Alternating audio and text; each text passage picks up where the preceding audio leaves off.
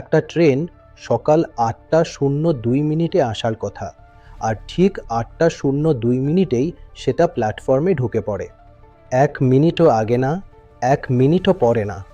প্রশ্ন হলো, জার্মানির পরিবহন ব্যবস্থা এত নিখুঁত কেন?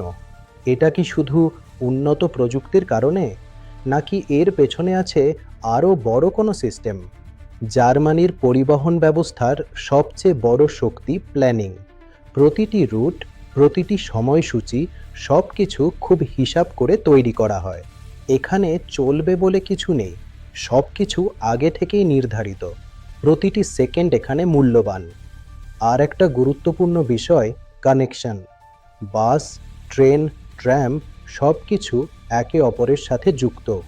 আপনি এক শহর থেকে আর এক শহরে যাবেন, মাঝে একাধিক ট্রান্সপোর্ট বদলালেও সময় নষ্ট হবে না।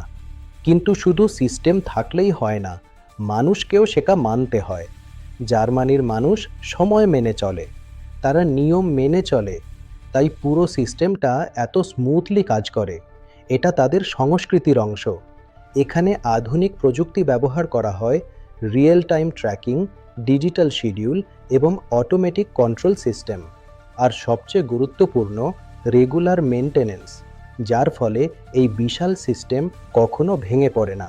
তাই জার্মানির পরিবহন ব্যবস্থা নিখুঁত, কারণ এটা শুধু গাড়ি বা ট্রেন না, এটা একটা সমন্বিত ব্যবস্থা যেখানে পরিকল্পনা, প্রযুক্তি আর মানুষের আচরণ সব একসাথে কাজ করে।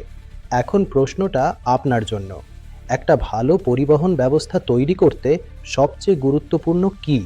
প্রযুক্তি নাকি মানুষের মানসিকতা? কমেন্টে জানান।